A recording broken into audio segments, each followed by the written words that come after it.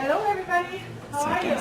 Good. Yes. Okay. Happy Wednesday. My name is Franceschini. I'm the Hixon Professor for Sustainable Environmental Design here at Harvey, and I also direct the Hixon Center for Sustainable Environmental Design. The Hixon Center was launched to provide a number of opportunities for students, staff, and faculty to engage with sustainability, be it through research, the curriculum, as well as through community engagement. And one of these programs that Louis Spenyas, our sustainability program manager, and I launched is our Black, Gold, and Green speaker series in the spring semester. So I hope you will enjoy today's talk. We have more coming up, so listen for that information as well. And I now hand over to Louis, who will introduce our speaker today. Thank you. Thank you all. Thank you all for coming. So as Tanya highlighted, this is the second in a series of 4 talks for the Black, Gold, and Green speaker series. So if you were able to make it last time, thank you for that. And if this is your first or second time, thank you for coming and joining us today. So today we have Laura Franceschini from Google, who is a program manager for sustainability there. She has worked at the intersection of business and environmental issues for more than a decade. As part of Google's sustainability strategy and operations team, she drives development and implementation of the company's cross-functional sustainability strategy across its global operations, products, and supply chain. Previously, Laura launched the sustainability program for Stantec, a top 10 global design firm with $5 billion in revenue, 22,000 employees, and more than 400 locations. Laura has led sustainability programs for the Yale Center for Business and the Environment, Ceres, Belk, the World Wildlife Fund in India, and has been a sustainability consultant in various capacities. So without further ado, let's give a warm welcome to Laura.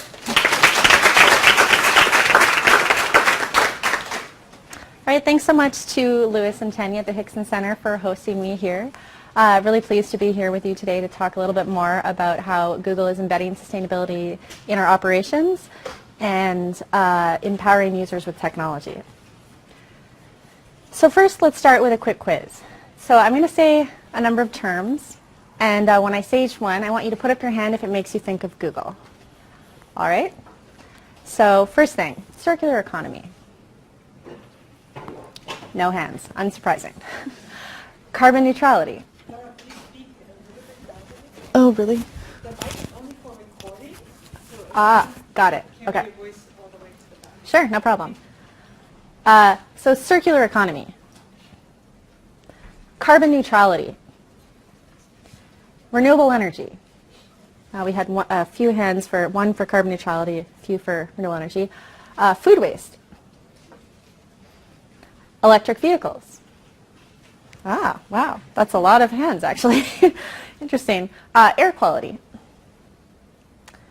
And lastly, marine conservation. Okay, now this last one is an easy one, technology. All right, I think pretty much all the hands in the room went up, so glad to see that. So hopefully at the end of this talk, maybe a few more of you might put up your hands if I were to repeat that quiz again. So Google's mission is to make the world's information more accessible and useful. And in achieving this mission and bringing the benefits of information to more than 3 billion people around the world who currently have access to the internet, as well as the next 4 billion that are going to be coming online, requires us to use resources ever more responsibly. Operating our business in a sustainable way has been a core value of Google since the beginning. And we're working across our value chain to reduce environmental impacts in 5 key areas: designing efficient data centers, advancing renewable energy, creating sustainable workplaces, empowering users with technology, and building a responsible supply chain. So it all starts with our data centers. Google's data centers are the heart of our company, powering products like Search, Gmail, and YouTube for billions of people around the world 24/7. So what is a data center? If you're watching cat videos on YouTube or searching online to learn more about quirky cat behaviors, or using your Android phone to take photos of your cat and storing them in Google Photos and emailing your friends photos of your cat, all of that is taking place in a Google data center. We operate 14 data centers on 4 continents and continue to add new sites to better serve our customers. And each of these data centers is a large campus designed from the ground up for maximum efficiency and minimum environmental impact. So Google has 7 core products, and each of these have more than 1 billion monthly active users. That includes Google Search, Android, Chrome, Maps, Play, YouTube, and Gmail. Our data center and networking infrastructure allows us to return billions of search results in milliseconds, serve 1 billion hours of YouTube video every day, and provide storage for over 1 billion Gmail users. Now, that's a lot of billions, and so as you can imagine, data centers use a lot of energy. In fact, data centers use 2% of the world's electricity use. That's an industry-wide stat, not just Google data centers, but all data centers around the world. And demand for computing continues to skyrocket. Millions more people are coming online every month. In India alone, there's estimates that 500 million people are going to come online in the next 5 years. And data center capacity needs to continue to expand to meet this need. And it's not just about more people coming online, it's about what we're doing with those computers. So more and more people have more devices. Not only do you have a laptop, you have a mobile phone, you might have a Google Home in your house, you might have multiple laptops, one for work, one for personal use.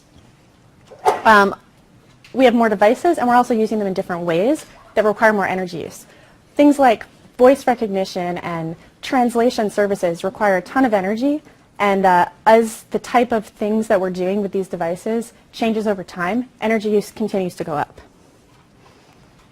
Oops.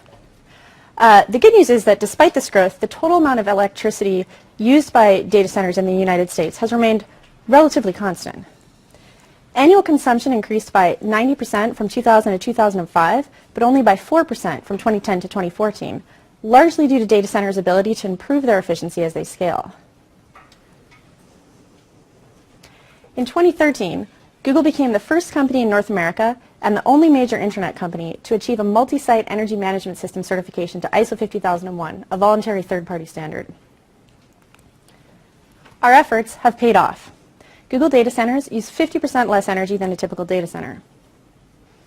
And we achieve that through a number of programs, including building efficient servers, building efficient facilities, and other programs. Compared with 5 years ago, we now deliver more than 7 times as much computing power with the same amount of electrical power. This is critical both from a sustainability perspective and because energy is a huge cost input to our operations. Our efficiency efforts have saved over $1 billion. Now, the standard metric for measuring energy efficiency in data centers is something called power usage effectiveness, also known as PUE. This is an industry ratio that compares the amount of non-computing overhead energy used for things like cooling and power distribution to the amount of energy used to power IT equipment. So a PUE of 2 means that for every watt of IT power, an additional watt is consumed to cool and distribute power to the IT equipment. A PUE closer to 1 means nearly all energy is used for computing. And so that's the theoretical limit of PUE is 1. But while the theoretical limit, it means that it's not possible to actually achieve it because you can't use all your energy for the computing. You also need energy to power things like the facilities, cool the equipment, ensure that the temperature inside remains comfortable for the people working inside the data centers. In 2017, the average annual PUE for our global fleet of data centers at Google was 1.11. That's compared with the industry average of 1.58, meaning that Google data centers use about 5 times less overhead energy for every unit of IT equipment energy.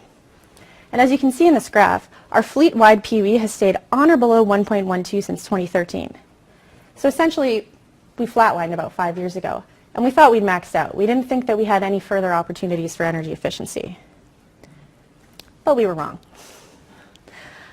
We're now applying machine learning to drive data center efficiency even further. From the Google Assistant to image recognition and translation, machine learning and artificial intelligence are already being deployed to help us in our daily lives, but it can also help tackle much bigger challenges in large-scale commercial and industrial systems, like data centers. Similar to many industrial operations, data centers are incredibly dynamic environments, making it difficult for humans to address every variable. At Google, we began applying machine learning 3 years ago to see if we could improve the energy efficiency of our already highly efficient data centers. Using a system of neural networks trained on different operating scenarios and parameters within our data centers, we created a more efficient and adaptive framework to understand data center dynamics and optimize efficiency. And by doing this, we've managed to reduce the amount of energy we use overall for cooling by up to 30% for the data center overall. And the story behind this is actually quite interesting.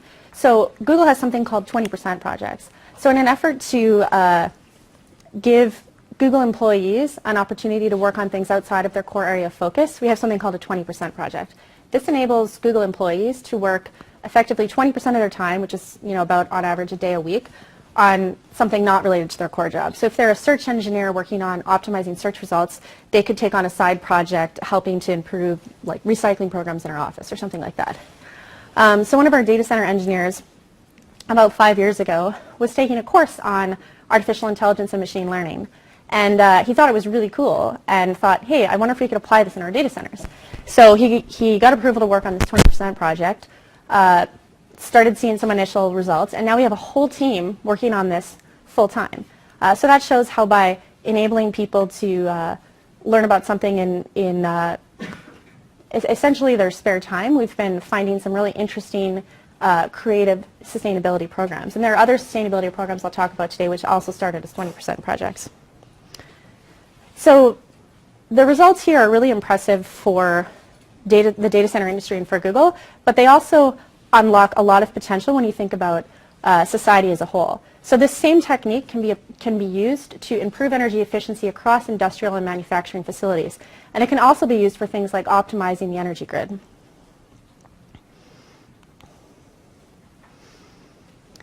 We're also thinking about changing how we think about waste at Google. So energy use is one of our key environmental impacts of our data centers. Another key impact is waste. So all of our server facilities at our data centers are filled with millions and millions of computers operating 24/7. And as everyone knows, computers don't last very long. They eventually stop working, and if they don't stop working, then probably they're going to become outdated and no longer be able to run the applications that you need within a few years. And so the same thing applies with our servers in our Google data centers. So we have millions of servers around the world, and so that is actually one of our largest source of waste streams is electronic waste. Show of hands, how many people here are familiar with the term circular economy? Good. So a few of you. Good to hear. So for those of you who aren't, our traditional economic model is something called a linear economy, where we take resources from the environment, make something like a product, and then create waste. That's a linear economy, and it's not sustainable. Humankind is using up natural resources at an incredible rate. Each year, our economy consumes far more than what the planet can naturally replenish. During the 20th century, global raw material use grew at about twice the rate of population growth, and in 2018, global demand for resources was roughly 1.7 times what the Earth can support in a year. So Google is using the circular economy framework as a principle for how we approach thinking about sustainability and developing our sustainability strategy. One example of deploying circular economy at scale is how we manage servers inside our data centers. We build, repair, and upgrade our servers using refurbished components whenever possible, increasing their useful life. When we can't find a new use for our equipment, we completely erase any components that store data and then resell them in secondary markets.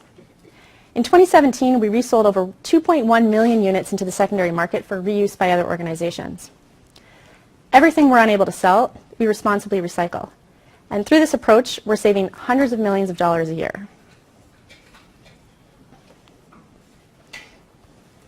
So the second key pillar of our sustainability strategy is renewable energy.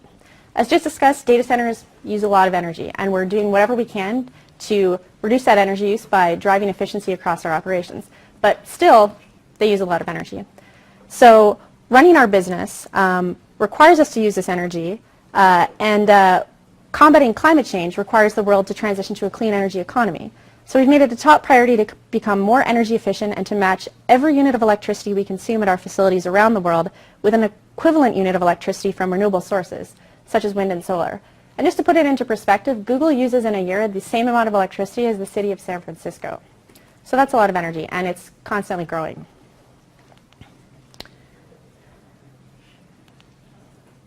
Google is the world's largest corporate purchaser of renewable energy.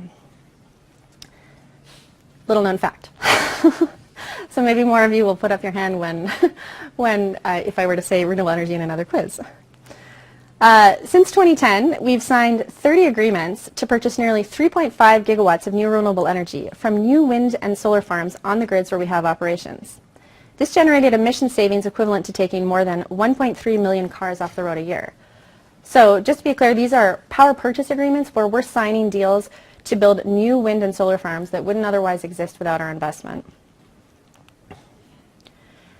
In 2012, we set a long-term goal to purchase enough renewable energy to match all of the electricity we consume annually on a global basis. And in 2017, we achieved it. Google's total purchase of energy from sources like wind and solar exceeded the amount of electricity used by our operations around the world, including offices and data centers. Google's been carbon neutral as well since 2007. And we achieved this through a three-part strategy. So first, as discussed, we work to be as efficient as possible and do more with less. Secondly, we're working to source clean energy for our operations. But thirdly, there's a portion of energy that doesn't get covered by that renewable energy procurement, and that's because not all of our energy use is electricity use. We also have natural gas use, we have fuel use in vehicles, we have different types of energy which can't be offset with renewable energy use. So thirdly, we buy high-quality carbon offsets as a temporary solution to neutralize any remaining emissions. So this is an example of one of our carbon offset projects. The Oneida Herkimer landfill in upstate New York. This project voluntarily captures methane gas and converts it to electricity, producing enough renewable energy to power more than 3,300 local households. So when we do purchase carbon offsets, we follow stringent principles. We make sure we're investing in high-quality, third-party verified offsets, such as landfill gas projects. To date, we've partnered with more than 40 carbon offset projects to offset more than 17 million tons of carbon dioxide emissions. And this is in addition to the emissions that are offset through our energy efficiency initiatives and our renewable energy procurement. So when we committed to carbon neutrality more than a decade ago, we saw carbon offsets as an interim solution. As we further improve our energy efficiency and procure more renewable energy, our need for carbon offsets will continue to decrease.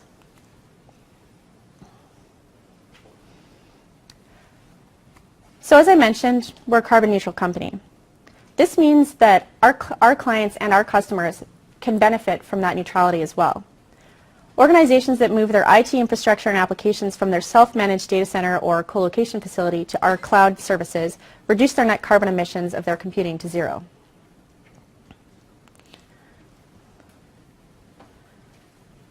So now that we've achieved our target of matching 100% of our electricity use with renewable energy purchases, we have a new long-term aspiration, sourcing 24/7 carbon-free energy. So just to explain a little bit about what this is and how it's different from carbon neutrality, the way that we achieve our carbon neutrality is that three-part commitment where first we're investing in energy efficiency, then we're procuring renewable energy, and then we're buying offsets on the market. But that's not true 24/7 use of carbon-free energy. Ultimately, we want to be using energy wherever we're actually using it with carbon-free sources that are powering the facilities that are using it. And that's an incredibly challenging goal and one that isn't technologically feasible today. And to just give a little bit of background as to why that's the case, if you think of one of our data centers, a lot of times people say, why don't you just blanket the roof of the data center with solar panels and be done with it and just power them with solar.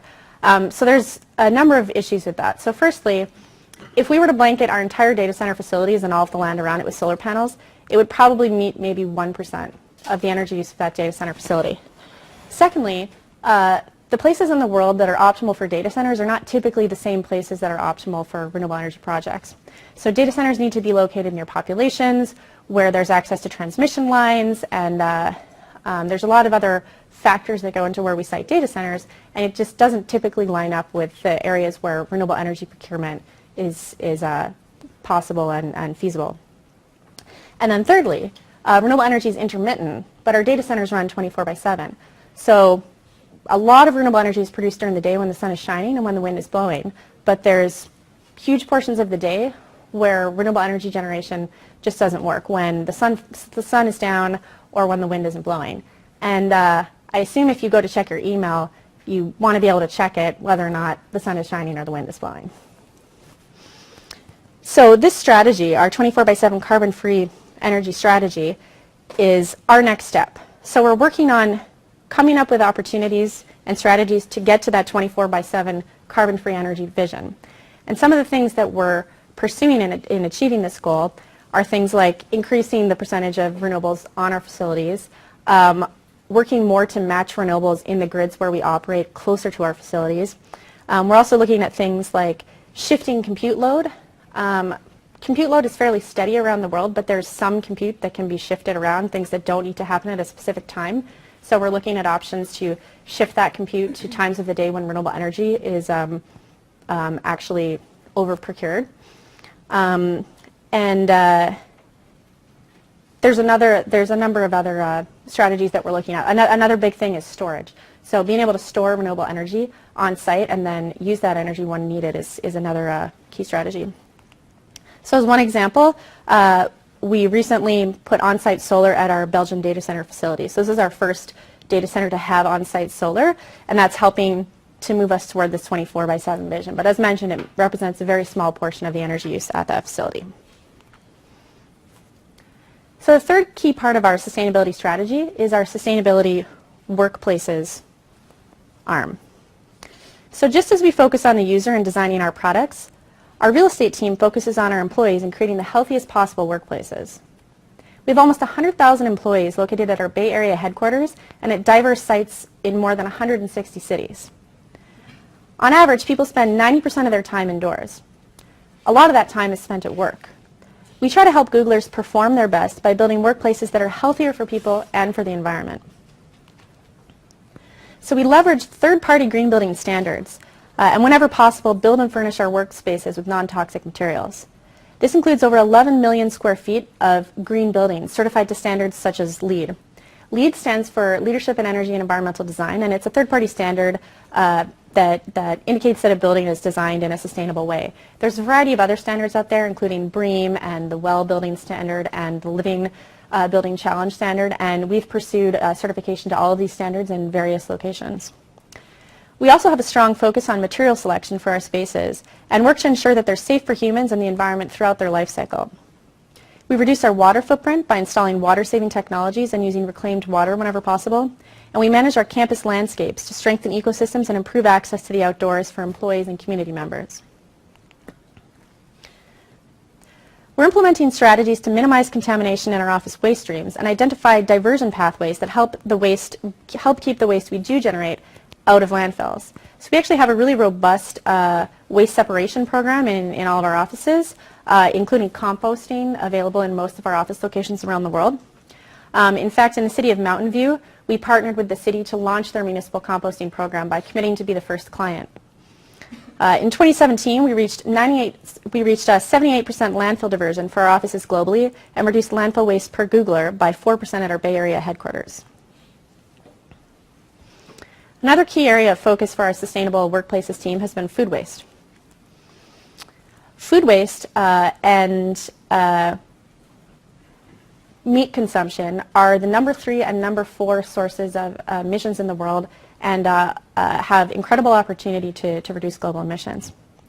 So Google has on-site cafes and micro kitchens that offer nutritious, plant-forward, responsibly sourced meals, snacks, and beverages. In terms of scale, our food team serves almost 250,000 meals a day at more than 1,600 sites around the world. That's a lot of food. We use a software system called LeanPath in our kitchens to track pre-consumer food waste such as expired items. So what you can see here is this gentleman is measuring ingredients that are going into food that's being prepared. In 2017, tracking data and applying the insights in our cafes helped us avoid more than 1 million kilograms of food waste in our cafes around the world, or 2.3 million pounds. In addition, saving produce that would otherwise go to waste due to cosmetic blemishes has been a key area of focus. Our Bay Area cafes have used more than 300,000 pounds of imperfect or ugly fruits and vegetables. Ugly produce, it turns out, is a win-win proposition. Google gets food at a discount, we rescue inventory that would otherwise go to waste, and the blemishes become unnoticeable once the product has been turned into a meal. Another key area of focus for our Sustainable Workplaces program is our green transportation program. We take thousands of commuting Googlers out of single-occupant vehicles by providing access to buses, bicycles, shared vehicles, and encouraging use of electric vehicles, which apparently a lot of you know, given by the amount of hands that went up at the beginning of this talk. Google has the largest corporate electric vehicle charging infrastructure in the United States. To encourage Googlers to use electric vehicles, we provide EV charging for free for employees, and our goal is to equip 10% of parking spaces at our Bay Area headquarters with EV charging stations. And we've already achieved this goal at our Sunnyvale campus. The fourth pillar of our sustainability strategy is empowering users with technology. We're leveraging our technology to empower everyone, including individuals, businesses, governments, nonprofits, communities, and nations, to create a more sustainable world.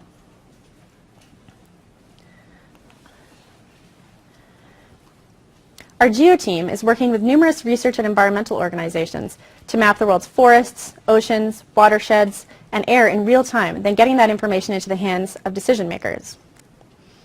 Our vision is to use our mapping, cloud, and machine learning technologies to create a living, breathing dashboard of our planet that can help inform everyday decisions to protect the Earth.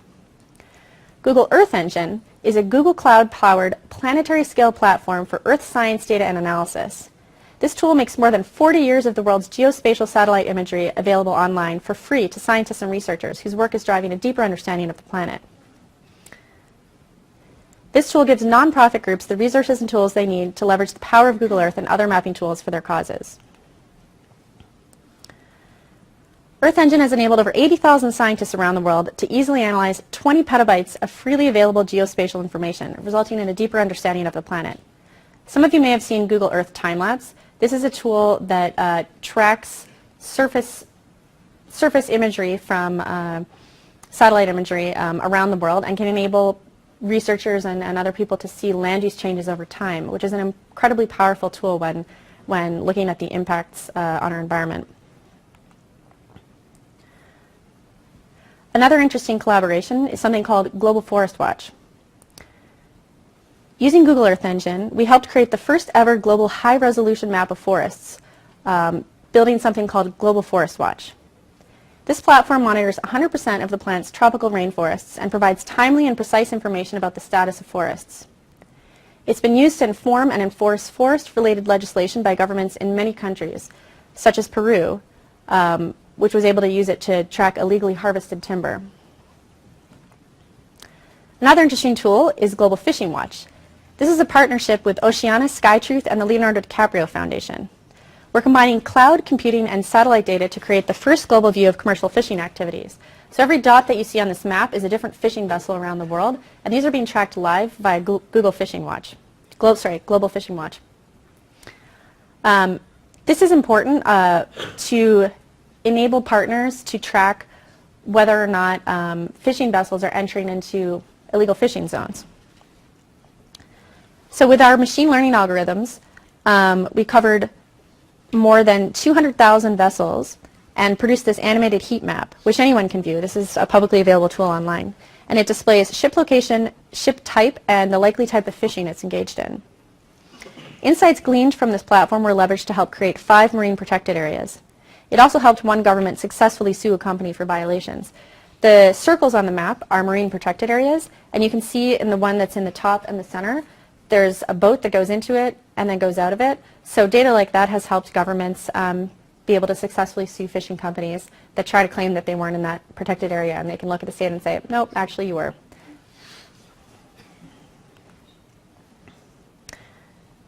Another tool we've worked on is called Project Sunroof. This was launched in 2015, and it uses Google Earth 3D imagery to help homeowners determine whether to install solar panels on their roofs, and then connects them with local solar providers to take the next step. So this takes data like the size of a rooftop, the pitch of the roof, how much shading it may have from nearby trees, what the angle of the sun is in that given location, etc., to enable homeowners to easily assess the solar capacity of their rooftop and determine whether or not they should go solar.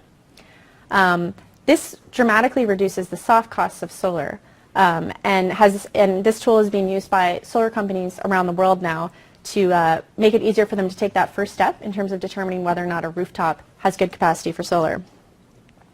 In addition, through something called the Sunroof Data Explorer, you can look at the solar capacity of an entire community or a city or a larger region. You can also see where solar's already been deployed in your neighborhood. This tool is now available in all 50 US states, and it's expanded to a few European countries, and we're working to expand it over time. And this as well started as a 20% project. A Googler that had this idea, thought it was cool, worked on it for a day a week, and now it's a full-blown team and a global initiative that has a lot of support and resources. Another project we're working on is something called Project AirView. Through Project AirView, some of our Street View cars are equipped with air quality sensors, measuring pollutants including particulate matter and other toxins. So this project has an interesting background as well. EDF, the Environmental Defense Fund, wanted to track methane emissions to determine how they could improve air quality in certain communities. And as you may know, these are, what you see on the right there is a Google Street View car. These are the cars that drive around and take photos for the Google Street View in Google Maps. So EDF had the idea, what if we just put sensors on those cars when they were driving around, and when they're taking photos they could also be doing other things. So they approached us. We thought it was a really cool idea, and we started with a pilot in Denver, moved on to some pilots in California, and we've now expanded this initiative in various cities around the world. So Google Street View cars equipped with air quality equipment are demonstrating the potential of air pollution mapping. Our cars are equipped with mobile methane analyzers and air quality sensors using a partnership with Aclima to measure air pollutants. So as one example, in Oakland we did a survey which resulted in nearly 3 million measurements in a year, one of the largest air quality data sets ever published, and that's the heat map that you see on the left. So by creating these heat maps, we can show that air quality actually differs fairly dramatically on a neighborhood basis and even from one side of a street to another. And this data is important for a variety of reasons. It has applicability for utilities. So for example, PSE&G, one of the largest US utilities, used this data to prioritize replacement of gas mains. It enabled them to replace 35% fewer miles of pipes, reducing methane emissions from targeted areas by 83%. It can also help people make more informed choices about things like when to let their kids play outside, where to live, or other changes to advocate for better air quality in their communities. In September, we launched another tool called the Environmental Insights Explorer, which provides cities and businesses access to new Google data sets for estimating building and transportation carbon emissions, solar energy potential, and climate forecasts. So to date, more than 9,000 cities around the world have made commitments to comply with the Paris Agreement, which presents a formal plan and timeline to phase out reliance on fossil fuels. But less than 20% of those cities have been able to complete, submit, or monitor greenhouse gas inventories. This is a problem that was raised to us, and in partnership with an organization called the Global Covenant for Mayors, we worked to develop this tool. So with the Environmental Insights Explorer, data sets that once required on-site measurements and many months to compile can now be assessed virtually, reducing cost and time investment that prevents cities from taking action. So this tool enables cities to very quickly calculate the transportation emissions using data from trips in Google Maps, and building emissions using data of facilities in Google Maps, as well as rooftop solar potential, which comes from Project Sunroof. It's been launched to date in 5 cities, and over the next few years we're working to launch this in thousands more. This data can be used to help policymakers inform specific projects like new investments in solar, public transit, or mobility alternatives. And then last but not least, we launched a tool called Global Surface Water Explorer, which we promoted last week during World Water Day. So this was a partnership with the European Commission and now the UN Environment Program, and it enables visualization of global surface water and change over time, helping nations to track progress towards the Sustainable Development Goals around water. So the 5th pillar of our sustainability strategy is building a responsible supply chain. Through the efforts of our Responsible Supply Chain program, we collaborate with stakeholders across our supply chain to uphold our high standards for protecting workers and the environment. Our Responsible Supply Chain team works with Alphabet suppliers to improve environmental efficiencies such as increased clean energy, reduced greenhouse gas emissions, safe chemistry, and increased resource efficiency. Integral to this work is ensuring that workers at all levels of our supply chain have fair and safe working conditions. So in terms of scale, our Responsible Supply Chain program covers 500 hardware vendors and about 400 service suppliers. So when most people think about supply chain of Google, their immediate thought is the hardware that goes into Google products, like Pixel Books and the Google Pixel phone and the Google Home, but that actually makes up a very, very minuscule part of Google's supply chain. the vast majority of our supply chain is all of the materials that go into our data centers, including constructing the data centers themselves, all of the computing and hardware equipment that's in the data centers, and all of the other components that are needed for those data centers, as well as our office facilities around the world. Our supplier code of conduct builds upon Google's core values and beliefs and incorporates key elements from our internal employee code of conduct, our international human rights standards, health and safety standards, and environmental standards. Through direct engagement with workers, we gain understanding of working conditions that influence our program design. In 2017, we conducted approximately 1,200 on-site interviews during 44 audits. And one key area of focus has been safer chemistry. No one should be harmed using a Google product, and no one should be harmed making a Google product. So through our safer chemistry program, we're working to protect everyone. So show of hands, who here has a Google product of some kind? All right, so like getting close to half. So our Google products include things like, as mentioned, the Pixel and Pixelbook and other tablets. The Nest product line is also a Google product, something which people sometimes forget.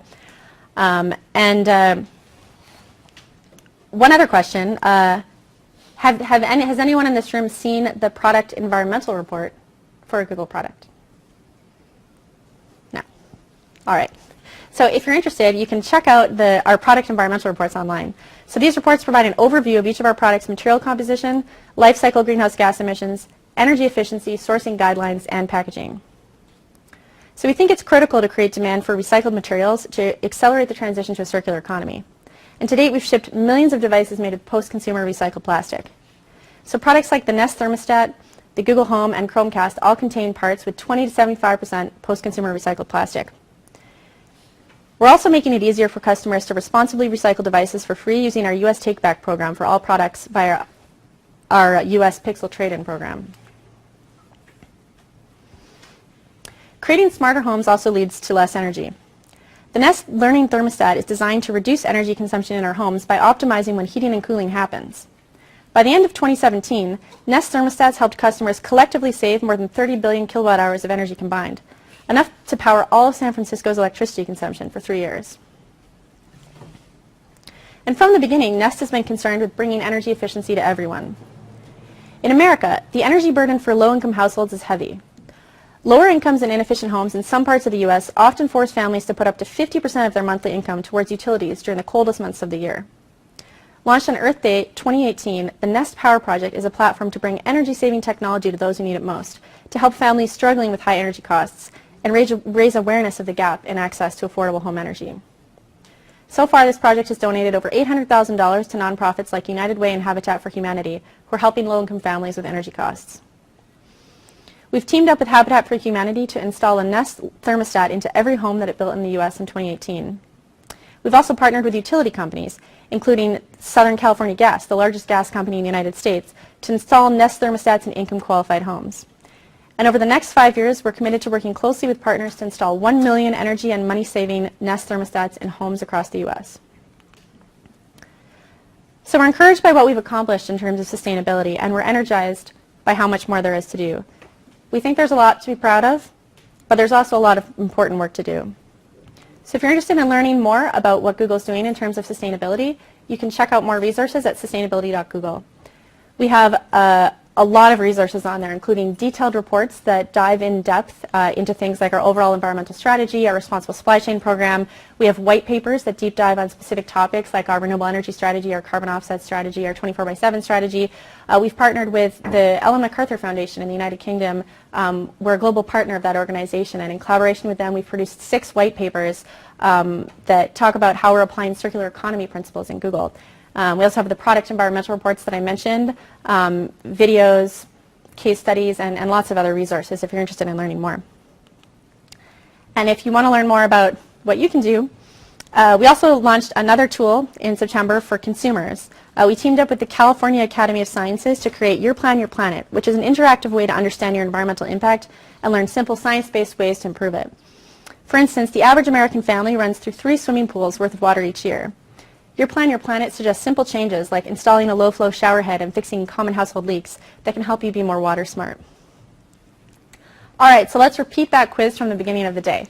So if I say, a term? Put up your hand if it makes you think about Google.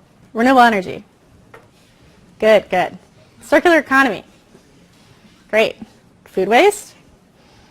Marine conservation. Good. So I'm glad that I've helped demonstrate some of the things that Google is doing in areas that people might not typically associate with a technology company. Thank you, and I look forward to your questions.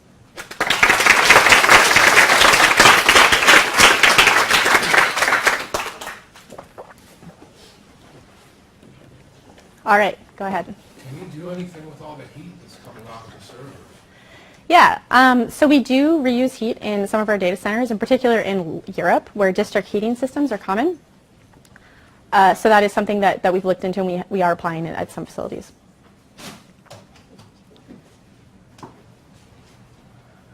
Go ahead. You said one of your biggest challenges is the 24/7 use of renewable energy. So I'm curious, is Google spending money for R&D to look at ways to create better energy storage, to invest in smart grids in countries that are not going to do it for a whole host of reasons, that they don't want to pay for their infrastructure?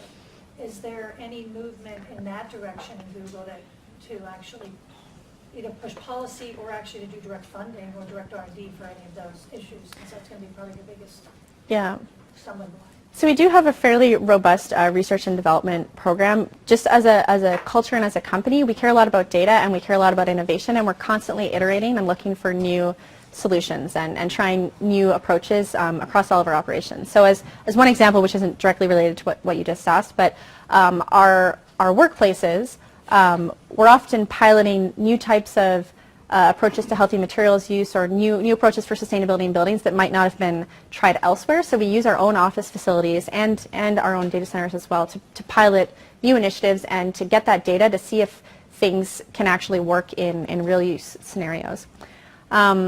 In terms of helping to invest to move society as a whole towards greater 24/7 energy, when I talked about our renewable energy program here, that's our renewable energy program where we're procuring renewable energy for our own operations. We also have a parallel program, our renewable energy investing program, where we've invested over $2.5 billion in renewable energy projects around the world, primarily in developing countries, to help move those markets towards greater renewable energy. So we do make investments in things like that.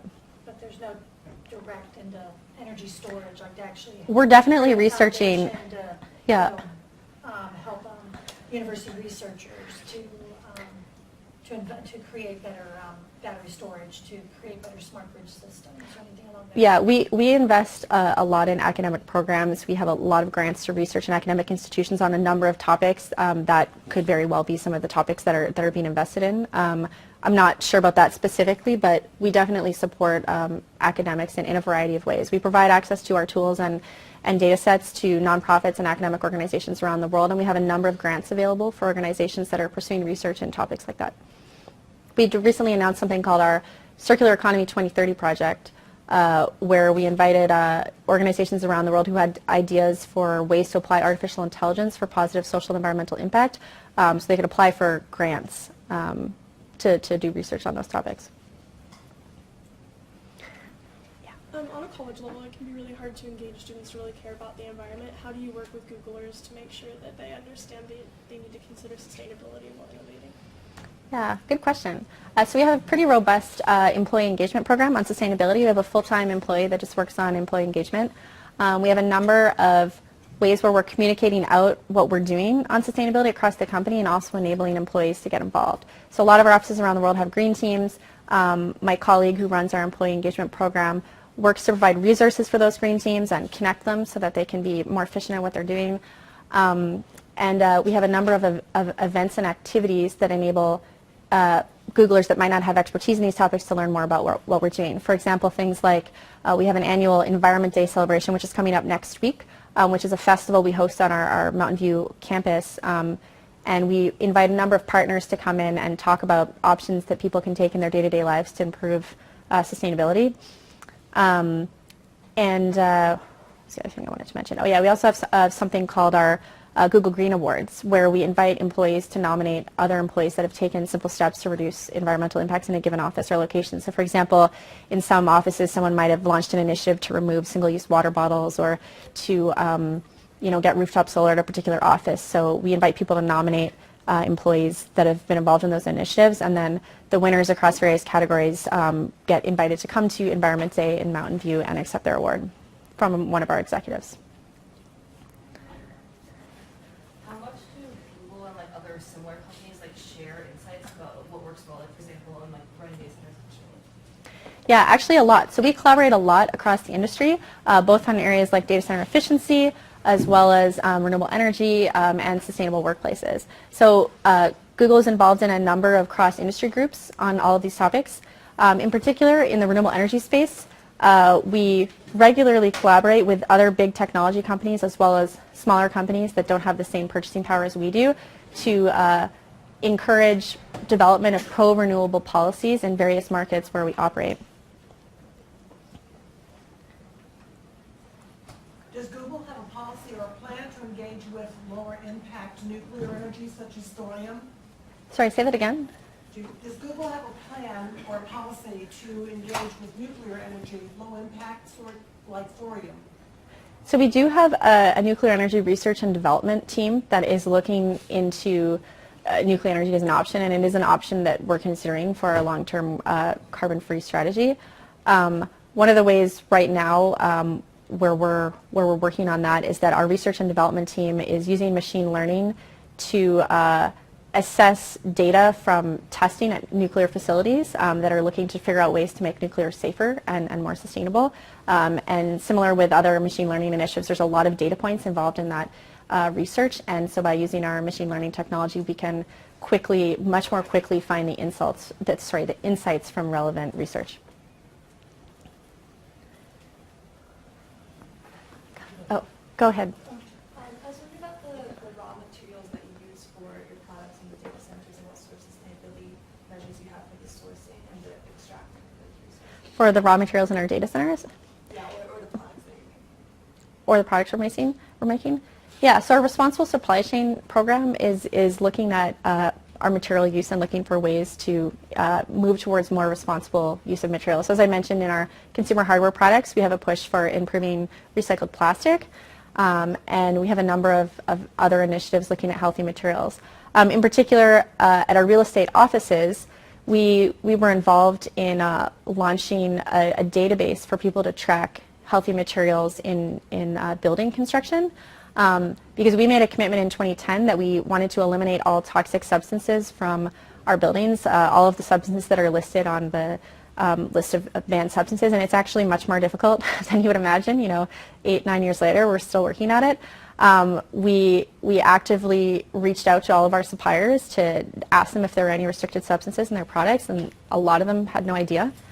So we worked with partners to develop a database and to start tracking that information, but it proved to be an incredibly complicated task, and it's one it's a challenge that the building industry still faces, but it's one that we're working on. Does Google do any lobbying to influence environmental policy on a municipal or national scale? Yeah, so as I mentioned, our renewable energy team works fairly actively in market development. So we actually have a whole team under our renewable energy arm that works on these topics. So for example, one of the challenges to achieving 24/7 renewable energy is that we actually can't currently today procure renewable energy in every grid where we operate, because in some of the grids where we operate, there's no renewable energy options, or renewable energy doesn't even exist. So our market development team looks at ways to encourage municipalities to institute pro-renewables policies. So one example of that is in Taiwan. We have a data center in Taiwan. We use a lot of energy in Taiwan, but until fairly recently, Taiwan didn't have any renewable energy options, and companies weren't able to buy renewable energy.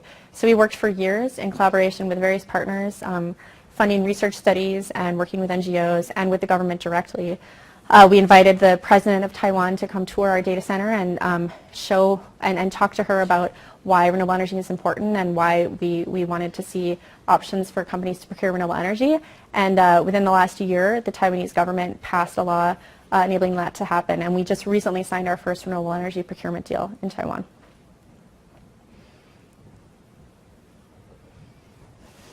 How much is resilience playing into the planning? Because I would imagine that as populations change, and of course as the weather changes and the climate changes, that might affect things like your data centers and where you place your facilities and all that. So how much does that factor into your planning, into your preparation going to the next 20 to 40 years?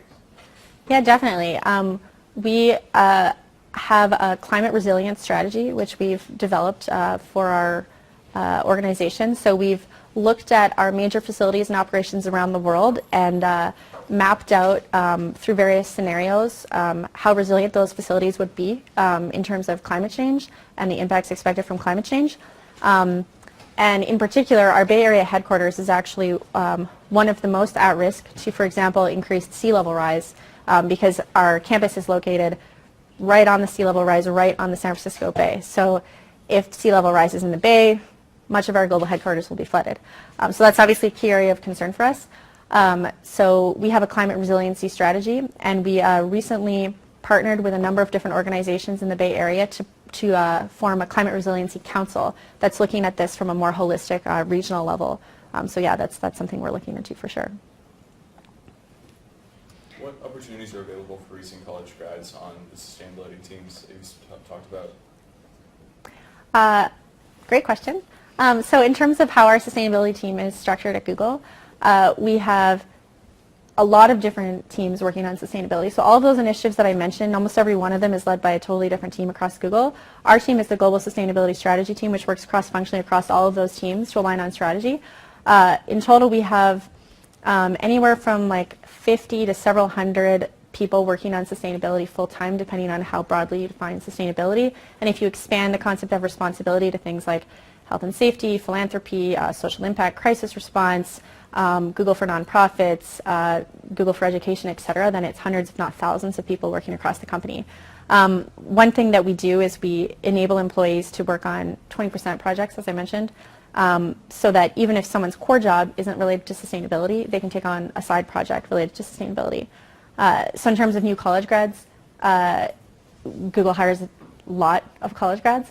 So if you get hired by Google, there would be opportunities to engage in the work we're doing.